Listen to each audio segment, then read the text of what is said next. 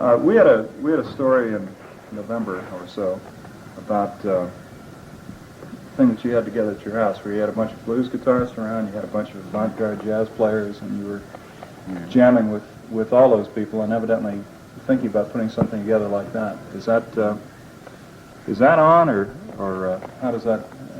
What did that come to? Well, it's like a jam. It's a, you hear different types of music coming in and out, mixing it with different types of sounds and whatever. But that's not something that you think you want to do publicly or perform in front. Well, not right now. In dance halls. Not right now. Maybe on some spare time. Right now, I'm just concentrating on ways to get back together again. Will any of that go onto the record? You've recorded some of that, I think. We did some at Woodstock. We recorded some. With all the people. Yeah, there was a guitar player, Larry Lee. There's Billy Cox and Jimi, Rich, and Jerry Velez. What kind of music? I didn't hear it. What kind of music is that? Is that an extension of the thing? Is that a totally different thing than? Well, like I said, it's not permanent. Yeah. I don't know, really. It's just like jam, and like you get together for a gig or something, That's what I've been doing recently. Is that most of the time we used to jam in clubs, but after a while it gets. But this is the group that you're going to take on the tour. You're going to do basically the stuff that you've done with the Experience, or have you got new material? Well, I'm sure. I read that you've got new stuff together, but yeah. Well, we're going to take some time off and go off somewhere in the hills, or in the woodshed, or whatever you call it, to get some new songs and new arrangements and so forth together. So we'd have something to offer, something new, regardless if it's different or not. Something new. Have you given any thought to touring with the Experience, the basic unit, but then you guys bring your bands along too, and you could jam and it could be a sort of a free-form thing. Would that be too confusing? I don't. No, it shouldn't be. Maybe on the Eagle it might. Yeah. But there's no reason for it to be like that. 1 minute you're the leader, and the next minute you're just somebody's No, bass it's something player. like that anyway. Yeah, well, Yeah. I really wanted the name to be Experience anyway, But instead of the Schmishball show, Wolfsball, featuring Madam Flip Flop and all-night social workers. It's a nice name. No, you It's a nice game. you don't know what you're going to call the band at this point. The Experience. The Experience. Yeah, that's what it should be. Whatever. What it generally called the Experience. No, like about putting other groups on the tour, like our friends or whatever. I don't know about that right now. Not at a stage like this, because we're in the process of, getting our own thing together now. As far as a group, as far as a three-piece group. But eventually, I guess, we have time on the side. That's like, as Noel's talking about, you have a scheduled time. You have time on the side to play with your friends, That's why I always be, I'll probably be jamming with Buddy and Billy. I'll probably be recording too on the side. And they'll be doing the same. That's the way you can get your new music out anyway, Like maybe Jimmy might find something that he's written with different people, and it's going to be completely different the way that we're going to play it if we choose to do it. I get the impression that you're going to do some of the old things that you've done, but that you're trying to put together Well, it'll be a lot of new kind of material, new concept. hopefully. We're all trying to make it move up. It'll be strong. Gonna get you singing as well. Get the old vocals out. Best of all. Well, I've read on the chorus. Everybody's wanting freedom of expression, Red House with two guitars again. I think. Red House Oh yeah, you with have to two get your guitars. 12. You have to get the 12 string hitched up. Have you had any conversations with John Lennon or any of his people on a peace festival? Are you gonna get involved with that thing? Oh well, Do you think? involved with that anyway. Love sees and break your arms. Well, I mean, it's Lennon's not- a skinhead. how much reason? I mean, the thing is that it's in Toronto, and you had problems up there, and I don't know if that scares you or not. Well, they almost had a piece of me, so this is almost. But it looked. I mean, I don't know, but it looked like a setup just on the basic details that I could see, and I'm not asking you to say that, but it just My might hang not up be. is getting hung up in the past, and that's happened in the past. So you don't have any bad feelings about Toronto? No, Or anything not like at that? all. It's not the people. Now they're expecting like 1 million people there, but the question to me is playing to 1 million people. Whether you can, I know that they got amps that big or whatever. Well, I mean, whether you can reach 1 million people is what is the thing that interests me, man. At once, all in one Yeah. place, listening to you live, and about 750,000 can't see it, you know. It depends why they're gathering together, why they're coming. You know, if it's primarily to hear music, that's a problem. If musicians are visiting cards. Some people come just to be together, you know. And then the music just is the thing that brings them there. It's amazing. Some people go to an office just to be with other people. So it's not just like going to a concert. It's the It's going to wind up to be one of the fringe benefits, I guess. Because you get so many, you know, you get so many groups there. yeah. One thing that's been talked about a lot is that you may be forming closer ties with black militant groups, possibly the Panthers and all that. I heard about that too in Release, though. Right, and I'm curious to know. I'm curious too. Tell me all about it. I don't know, because I didn't write that story. The you know. thing is, we got the I'm white trying to work on tigers. myself. The White Tigers. We got the white tigers down in the White- pub in Kent. Right. And the stripes, Yeah. white on white. But that's not so, or? No, man, listen, you know, everybody has wars within themselves, so you form you form different things, and it comes out to be war against other people, and so forth and so on. But that's what that boiled down to. I don't connect with no black or white, in those senses. Yeah. Or Spanish, for that matter. Let me say this to say that. Any colors. And let me make one thing clear. Perfectly. No, but do you think? I don't really want to put you up against the wall, I think, but do you think the Panthers are into a good thing, or you really don't relate to them at all? No, it's not related to it. Well, relating to the Panthers, you know, you can relate to anything, I suppose. But I mean, you don't feel part of what they're doing. Yeah, I naturally feel part of what they're doing in certain respects. You know. But everybody has their own ways of saying things. I just hope Ding dong. they get justified as they Billy justify Bob. others, you know, and their attempts to get personal freedom. That's all it is. Looking groovy. And to the extent they do that, you're with them. Yeah, personal freedom, but not for no, you know, aggression or violence, whatever you want to call it. I'm not for guerrilla warfare. Yeah. Only gorillas. Right. I don't know what. that monkey called Charlie Jim. Chance, you know. Yeah. One thing that Otis Redding was talking about just before his plane went to the lake was setting up some sort of. Yeah. Let's Very put it encouraging. delicately. Very encouraging. Yeah, we saw it all. Yeah. I think he was driving his own plane, too. He owned the plane, or had leased it, or something like that. That's mostly the case. Yeah. We played at the club about 3 weeks after he died. You remember? That's right. Where was that? No, it was Madison, less than that, Wisconsin. wasn't it? It was less than that. Like Otis was talking about setting up some sort of a basically black recording and promotion outfit. And I would say, since he's gone, that you, of all the black artists I can think of in the country, would be in the best situation to do something like that. I don't know if you thought of that kind of thing, or whether that's might be something you might want What to was do that? one day. What was that? He wanted to set up. He was talking about setting up an all-black recording company and sort of He promotion wanted outfit. to own the world, in other words. Well, you know, he just to give greater exposure to.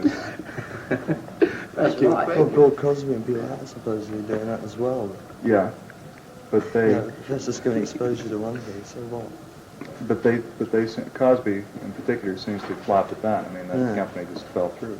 I don't know whether it's I They just should want call it, I don't know, they should have anything open to anybody. Once they get Well, all not technical, it's the exclusively. same thing as being Catholic or, you know, the same thing as getting to that scene. Jimmy's into a recording studio. He owns a recording studio in New York now, and it's actually. Yeah. well, you know, I just that's. But I see what they mean, though. They're just trying to get some black people, you know, to probably show that there's a chance for it, you know, just as much as anybody else. I One guess. thing that Otis had in mind, evidently, was to get people like Fat Samino, who at that point wasn't doing much, you know, and Chuck Berry, and really produce good records and really get them on, you know, try and get them good dates and shit like that, which I know what you mean. might have its points. You know. Yeah, you told the court in Toronto that you'd, in your own term, outgrown dope. Please stop me, I'm growing. Right. There's a sign, man. Please help me, I'm following, yeah. You could sell that to Donovan. There's no truth. It's true. It's What is that? about outgrowing dope. I mean, it's Dope? I don't know. I'm sure. I have to check into it. Oh yes, it's true. Yes. Yeah. Whatever you told the court. I don't take as much. That's what I was trying to tell him. Yeah. If they were all legal, would you? Do you suppose you? If all drugs are legal, do you suppose you'd be into them more, or do you find, do the laws make any difference We're always, in that scheme? we're always around. No, people. this is the reason for the question is there's a lot of interest because of the trial. You know, I mean, it's for better or for worse, like people want to know. It was the story that we had about this house here is with all these cats. I mean, the house full of musicians and all. Oh, Is that how you're living now? Do you still have all these guys around you? No. Has it gotten simpler or what? Yeah. I mean, what I'm fishing for is whether that's a phase that you've outgrown or something. Whether you're But outgrown. That's something I had to say very quickly because the people was asking questions. Oh, I don't mean about the dope thing. I'm talking I about know. We your keep house. going back there. Yeah. It's the same thing. You know. Yeah. No, I know. I don't know. I just try to, I was trying to have some time to myself, so I could really write some, write some things. Because I wanted to do more writing. What kind of writing? I don't know. Mostly it's cartoon material. I'm not making up this one cat is funny. He goes through these strange scenes, It's all funny. I can't explain it now. Also. You talking about writing music? Well, yeah, you put it in music, I guess. Just like how you can put blues into music. Where it's not formally blues. Are you talking about long, extended pieces that you'd write the whole thing? Or are you talking about songs, basically? Oh, yeah, I wanted to get into some, what you would probably call this, pieces, pieces behind each other. Like movements, or whatever you call it. Yeah. Well, I've been writing some of those. But I was into, writing cartoons mostly, I don't follow what you mean. I don't know, cartoons, music I cartoons. mean music that would Yeah, go there's well one- with the cartoon? Yeah, kind of there's thing? one about, I don't know, it's Go ahead. What's this word? I don't know. Have you got somebody to draw the cartoon, or the cartoon is in your head? You Yeah, put it's the in your music to head. it. Yeah, right. There you go. You listen to it and you get such funny flashbacks. But it's like not improvised music. I mean, it's like you Oh yeah, play the music is going along with the story. Yeah. Yeah. It's like Foxy Lady. Just like Foxy Lane. I mean, something like that. How You mean the music- way the music and the the... music and the words go together. When you put together a song, do you, you're talking about taking some time out to get at some new music, but does it basically sort of come to you, or is it a process where you get into your guitar, you sit at a piano and really work at it, like starting from 10 o'clock in the morning? So most of the time I can't get it on the guitar, Most of the time you're just laying around daydreaming or something, and you're hearing all this music, and you just can't, the guitar, matter of fact, if you try to pick up the guitar and play it, this spoils the whole, It's not definite enough, you mean? I don't know, I just can't play guitar that well, as to get all this music together. So I just lay around. I wish I could learn how to write different instruments. I'll get into that next, I guess. But then, so first you hear the music and you arrive at a song and then you find words for it, or does it all come at the same time? Yeah, all depends sometimes. Well, like Foxy Lady in particular, how did that come around? Well, we just started playing actually. And I just, and they set up a microphone. They said it's an F sharp. And it goes And I had these words. So it's like a group thing that you all... What you do Yeah, but is it's no group therapy. It can work maybe, one person can put the music together and the other person's got the lyrics. Yeah, good Just see how it works out. But up to now, we always just sort of rehearse in studios. And actually, everything is worked out in the studio. So you get everything sort of as live and as natural as possible. It wasn't something that you've been doing for a long time, and suddenly have to record it. Yeah. It's all brand new as you're recording. As you're doing it. it's like that little child, the slight return. Somebody was filming when we started doing that. We did that about three That's times. right. Remember that? We were just doing it as a riff. Yeah, Actually, because they wanted for to a film us in film the thing. studio to make us And like, look like you're as soon recording as they're boys. gone. One of them scenes, and I said, okay, let's play this in the air. 1 or 2 and 3, and then we went into brutal Yeah. child. And actually, when they're gone, we actually went on and recorded it. There are a lot of things that you do, particularly if it's if it's Voodoo Child is not an example, but there are a number of things that you do that sound an awful lot like avant-garde jazz, particularly your drumming.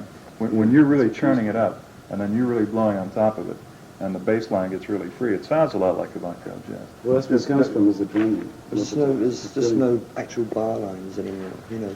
Everything's broken down, everyone's got complete freedom to move. Well, but it's a lot like the avant-garde jazz players Well, are that's playing. I right, just wonder whether basic freedom. you dig what some of those It's guys are freedom playing. theory. And, Yeah. like we Martin went to Evans and those Sweden. people. Yeah. Went to Sweden and heard some of the cats that you never heard before. These cats were actually in little funky clubs and little caves, blowing some sounds that, you know, you'd barely imagine, especially from Sweden or Copenhagen or But a lot of those Amsterdam. people involved in that are rather like Stockholm. mathematicians, you know, really. It's sort of, it's like having football numbers, you know, you have a certain theory, say 5, 7, 9, blah, blah, blah. Yeah, well, the that's- theory worked out behind that. And there's too many usually That too many kind of music instructions, you know. It's, doesn't No, come it's alive too- some way or No, something. no, I'm talking about that complete Oh, free Hanson form. I'm talking Carlson, about, yeah. well, Hanson Carlson. No, I'm talking about that free form, though. That no, that's kind of stuff. Every once in a while they start going like a wave. They get into each other every once in a while. But then the personalities and the party last night or the hangover and the ego start pulling them away again, so you can hear it go away. Then it starts getting together again. You know. It's like a wave, I guess, coming in and out. When you go to little places like that, do you often jam with them or basically listen? And I that don't was like like, how you I mostly listen. Except that's Hanson They and haven't got Carlson. your accent. Yeah. It's one thing. Except Hanson and Carlson, we jam with them anytime we get a chance to. Hanson Yeah. and Carlson? yeah, these Yeah. two people in Sweden, really. Who are They're they? very together. Is that bass player? No, organ and drummer. Oh, yeah. Two Swedish cats that's been over blowing here in for about clubs and usually 2 4 or drums 5 remember years. the next They, time. you know, I think they could really be big in America as far as, you know, really laying out some good music. What they do fits in. I mean, it like fits with what you do. You've got this incredible reputation with the women, man. Oh, man. come on, No, you do. You do.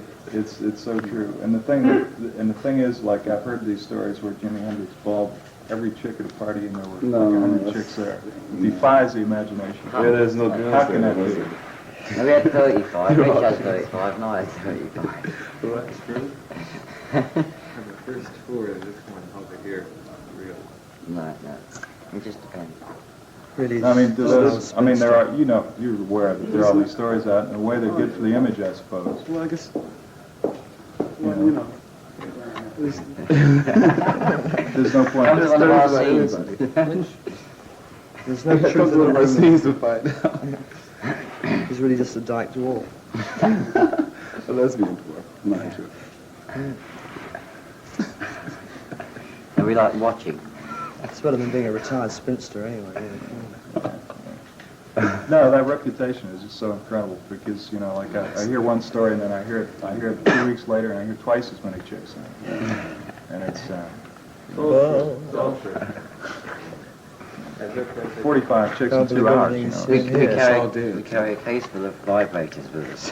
What size places do you really like? Is it just for your own musical kicks? Is it better to play a smaller place and like jam with friends, or do you prefer that whole thing, having like all those people out there? As far as, I like after hour jams, like at a small place, like at a club or something.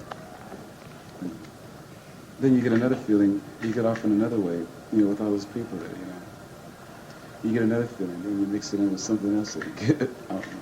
Here's, You're the star, spotlights and all that. No, it's not the spotlights, it's the people. You know. Yeah. How are those two experiences different though? I mean, how is it? This thing you get from the audience, you know, what is I get it? more of a dreamy thing from the audience.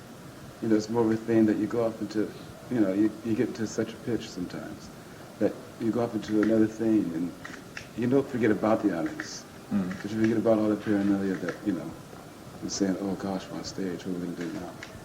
And then you go off into this other thing, then it turns out to be like almost like a play. Only in certain ways, so, you know, you have to look at it in different ways. So I could never meditate because it hurts me Because legs. you have to.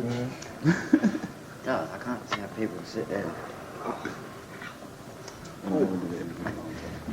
But just like jamming after hours is like you don't have to be so concerned with visual. I don't know if you're concerned with those things when you're on stage anyway. No, Really, until I'm you don't stage. kick in many amps anymore or light guitars on fire, any of that stuff. So Maybe I was just noticing the guitar for a change. Maybe. You seem to just have come to a point where that stopped. Was that like a conscious decision, or you just lost interest, and are you just... I don't know. It's like it's the end of a beginning, maybe, or something. I figured that Madison Square Garden is like the end of a big, long fairy tale, you know, which is great. You know, I think it was the best ending I could possibly come up with. Well, the thing is about that performance, you played a New Year's Eve set that Bill Graham said was the best, maybe the best set that he'd ever heard at Fillmore East, and so the band must have... The band is out of sight, as far as I'm concerned. But then what happened at this moratorium? It was just something really had changed. It's going through the changes. I mean, it just wasn't, happened to the catch me at band that wasn't, particular was the time. band playing badly, you mean? I really Well, couldn't that tell. had nothing to do with it. I really couldn't tell, to tell the truth. I just couldn't, I don't know. I was very tired. You know, sometimes there's a lot of things that add up to your head about this and that, and they might hit you at a very peculiar time, which happened to be at that feast trial, you know. And here I am fighting the biggest war I ever fought in my life, inside, you know. And there wasn't a place to do it. So I just unasked the premises. Will that band perform together? Oh, I hope so, yeah. I mean, that's not, you haven't like disbanded. No, not at all. Just Those so, guys. You know, it's so body. It's, huh? I mean, this is the band you're going to tour with, but you'll play some dates with them too? I mean, it's This going is to like be... Johnny. It's just like, you know, we have a schedule. This band will be Yeah. like the main concern because this is, you know, as far as I'm concerned, this is what's happening. You know, you produced your own records. I don't know, did you produce the first one? No, it was Chas Chandler. Just the last one? Eddie Kramer and Chas Chandler is mostly working on that stuff, you know. Eddie Kramer is the engineer. Chas was he was the producer, kept things together. And George. But on the, George. Oh yeah, George too. I use George. He's funny. on the last record, though, I think it said that, I think it listed you as producer, didn't it, or did it? Yeah, well, you know. What's that mean? What do you do? I don't know, really. I haven't found that out yet. Because I heard it and I think it's cloudy. The sound record? of it, the sound is very, you know, dusty. It's, you know, it's just nothing but going through changes. That's what happens. But you did produce that. I mean, you did the whole thing on that record. No, well, like Eddie Kramer and myself. All I did is was just there. And, you know, make sure the right songs were there, whatever. And the sound was there. Not there, but, you know, we wanted a particular sound. Yeah. They got lost in the cutting because we went on tour, you know, right before we finished, you know, the actual it's sort of cutting. low. You mean that cloudy, hazy kind of effect that's throughout the whole thing was not intentional? You didn't mean to do it. You'd rather have a lot more clarity than that. Yeah. I mean, most people, I think, are under the impression that was what you had in mind, you know, because there it is. You know, Well, I maybe know it's what good you for- hear from it, you know. No, I know what you mean about there's a general sort of, Yeah. it's a little mushed together or something. Are you going to do it that way in the future, or are you going to... We're going to work jointly with The same- Kramer and whoever else. can same do way the This you will sound. be much more articulate. What's that mean? No, it sounded really nice, especially this time of day. It's one of those afternoon works, you know. When you go in the studio, what do you basically, like you put together most of the arrangements there? I mean, you don't come in with, in the past, you've not come in with things really worked out ahead You of have time. ideas in your head, but it's, you know, Yeah. you can get it over to those people there. But you really put it together in the studio. Yeah. And then once you put it together in the studio, that's the way you'll perform it No. pretty much from then on. Not really. It's a basic structure for the way you do it. Mm. Something like that. I always write the whole thing down personally before I go in. Do you like Dylan's country, the Nashville I like things? this Blonde on Blonde, this 61 Revisited. Right. This country stuff is nice too at certain times, you know. The more, you know, It's more distant from, it's not as well, it's similar. quieter, you It know. has less to do with your kind of music, I would say. Well, You're not what I call a country guitar player. thank you. I like You that. consider that a compliment? Oh yeah, it would be if I was a country guitar player. That would be another step. Are there other kinds of music, I mean, outside rock and roll, outside, you know, all this music we've been talking about, that you go to for inspiration? I mean, do you listen to, That's all music I is. hesitate to say Indian music, but I mean, other kinds of, you know, like classical music and Baroque and all that? Are you, But of course, that's music for your mood, you Yeah. know. It's like building up a library, like in fairness to people. I can only listen to maybe Tchaikovsky at a certain time if I really feel like that. And some of the music maybe John Coltrane was doing before he died. some of that, but I couldn't listen to that all the time. You know, it's like having people build up collections. They say, yeah, you know, they're going to bend your ear to this. And that's really kind of dumb. I couldn't do that. Well, then, I mean, like, your tastes are broader than probably the typical rock and roll fan or listener who is There's just into only rock this and roll. music, good and bad, you know. Yeah. There are the really bum classical players as well. You know. This is all I can play is when I'm playing. But I'd like to get something together with like a Handel, Bach, Muddy Waters, flamenco type of thing together. If I can get that sound, or if I can get that sound, I'd be happy. Somebody could, you know, the way Vivaldi wrote a lot of his music, somebody could just blow, just improvise over the, take the bassoon out, and you could just blow on it, be an instrument thing. Some of the those bolero things as well, which are strictly rhythmic things, you know. Yeah. You could take really, a lot of Ravel stuff was very African. According to one story, you were rehearsing like 12 and 18 hours with a band of gypsies, is that true? Yeah, we used to go up there in a jam, actually. We'd say rehearsing just to make it sound, you know, official. We was just getting out for something. 18 hours is a long time in a I row. don't know. In a room, you know, you can rent a place. Not really 18 hours. Say about 12, 14. I Maybe mean, you're not 15. going to do that with this band. I don't know. Except you feel like you could do an 18-hour performance. That'd be I can't fall over. The longest we ever played together was on stage. We played about 2.5 hours, 3 hours, almost 3 hours one time. Yeah. Yeah, That's at the anything. Forum. Mhm. Forum. At the Forum? Yeah, we did Yeah. 2.5 hours, roughly. What did you do for that long? I don't What do you mean, what do we do? Played. Go on and played. What do you do for all that time? We made sounds. Well, yeah. Really, it's a long show. It was great if people would come and sit down and listen to it. People make sounds when they clap. Some of them make sounds when I like electric sounds, feedback, and so forth. I like to get into really good lyrics, you know. Because after recording the watch time and so forth, and then listening to it, then you hear exactly, you know, only through somebody else's words what you wanted to say at that particular time. Your recording of that turned me on to Dylan's recording of that, because that was one of the few things on John Wesley Hardin that I hadn't, it didn't reach me, you know. And you heard it, you know. That's Well, it's, you know, that's a reflection. It's like the mirror.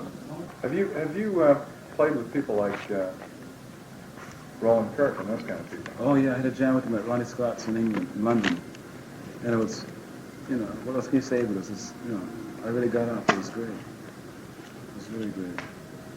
It was, you know, I was so scared. You know, it's really funny. With Roland? Yeah. Yeah. I mean, you know, Roland Kirk.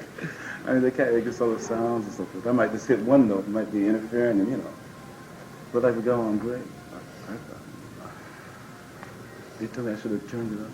How much difference is there among audiences, like within the United States? I mean, are they like different in LA from in San Francisco, and different in San Francisco from New York, in big ways? I mean, do you, like where you get a really different feeling from an audience? Depending on the kind of concerts. Texas is good. Miami's good. Don't like the Midwest. I love Well, the that's Texas. not down to people. Texas and Florida. Yeah, yeah. How's that? How's it different there? I don't know. Feeling It's the it. weather and the feeling of it. Yeah. The South is, you know, I dig the South a little more than playing in the North. Right. Everybody says the South is It's such more a of a bad pressure place. playing in the Midwest, Mm. you know, like Cleveland or Chicago. It's very, you know, it's like being under pressure because the way to the top of it. The people there are groovy, but this is the atmosphere or something. You know, down south is great. Yeah, New Orleans, that's right. that's great. And we used to play in Louisiana, and Yeah, everywhere go like this that, weekend. and They're marvelous. Tuscaloosa, and places like that. And they were all Those are good. the places. All these places you mentioned, places that are supposed, as Be far bad. as people are concerned, Atlanta. to be repressive. Great. You know. We played at Atlanta Arizona's twice. fantastic. Arizona's supposed to be repressive. No, we played there.